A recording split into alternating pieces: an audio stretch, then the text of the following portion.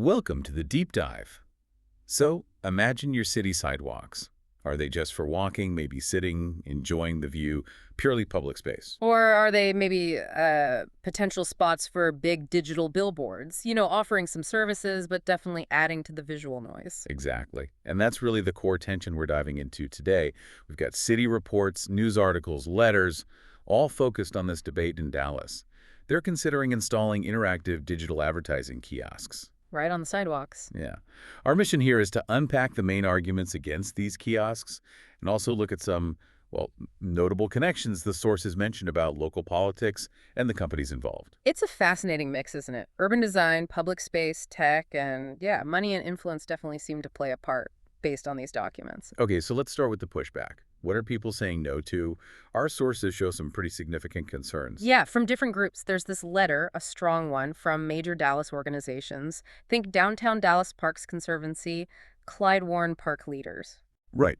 And their argument is basically that putting these large digital ad boards, some maybe 8 feet tall, apparently on public sidewalks, it just clashes with the city's own goals. Goals like preserving parks and green spaces, making the city more walkable, cutting down on visual clutter, they make a good point. They do. And they also note, look, the downtown area is already kind of saturated with static ads. There's a contract for those already, runs till 2028. So they're asking for like a proper thought out process after that contract ends, not rushing into more digital stuff now. And it's not just Dallas worrying about this, right? No, not at all. The sources point to similar issues raised elsewhere, Los Angeles, Houston, Yeah. cities that have looked at or got these kinds of kiosks. And Dallas council members are echoing some of those same worries. Things like driver distraction. Definitely. And for cyclists, too, these bright screens could be a real hazard. Plus, just the scenic vibe of neighborhoods, and walkability. Walkability seems huge, especially if sidewalks aren't that wide to begin with. Yeah. How do you get past easily with a stroller or a wheelchair? Exactly. ADA compliance, making sure it's accessible for everyone that came up specifically in stakeholder feedback mentioned in the sources. What else did stakeholders worry about?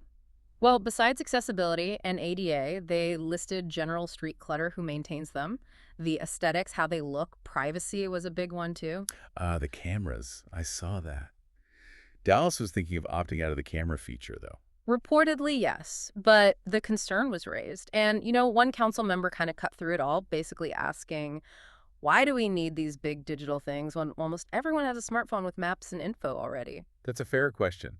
So, with all this opposition parks groups, some residents, even council members, why is it still on the table? Well, here's where the sources start pointing towards the local political layer. It gets pretty interesting. Okay, so while some council members are pushing back, others are strongly for it. Right. And one council member specifically noted, according to the sources, that a lot of the support seemed to be coming mainly from lobbyists, which raises questions about who's really driving this. And the sources name names, don't they? Specifically regarding campaign contributions. They do. They highlight contributions made in 2023. These came from people connected to a company called Ike Smart City. Ike Smart City. They pop up a lot in the supporting documents and case studies presented, right? Exactly. The sources report that Danielle Williamson, listed as Ike's vice president of sales, gave a $1,000 contribution to councilmember Paula Blackmon in 2023. Okay. And there was another one. Yes.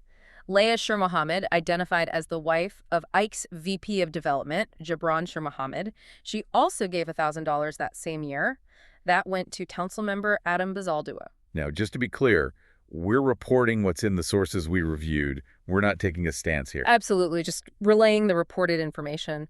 And Councilmember Bazaldua, for his part, has publicly talked about benefits like free Wi-Fi, promoting local businesses. And Councilmember Blackmon. The sources link her support to Dallas looking modern, being ready for big events like the FIFA World Cup. So you see the split. Some see clutter, potential hazards, questions about influence. Others see progress, connectivity, a modern image. The process itself also seems a bit tangled, based on the sources. They mentioned similar ideas were rejected before. Yeah, the council had apparently turned down previous proposals, but then a committee later moved this version forward, even though there were some questions about the procedure. And there was talk of a cooperative agreement? What's that about? It's basically like a potential shortcut. The idea was maybe Dallas could piggyback on another city's existing contract. Houston's contract with Ike was mentioned. Which could speed things up, maybe avoid a whole new bidding process. Potentially, yes. That seemed to be the idea floated. Okay, so wrapping this up, Dallas is really wrestling with this decision. Commercializing public sidewalks with these digital kiosks, it pits potential city revenue and maybe some tech services against these pretty serious concerns. Concerns about visual clutter, walkability, privacy, and then you have this whole layer highlighted in the sources about the vendor connections and campaign contributions. It's complex. Different views, even within the council itself. It really leaves you thinking, doesn't it? It does. It raises a big question for all of us, really. In our own cities, how much commercial stuff do we want in our shared public spaces? And maybe just as important, how do we make sure decisions about things like this, especially when vendor relationships with officials are involved, are handled, completely out in the open? Something definitely worth considering.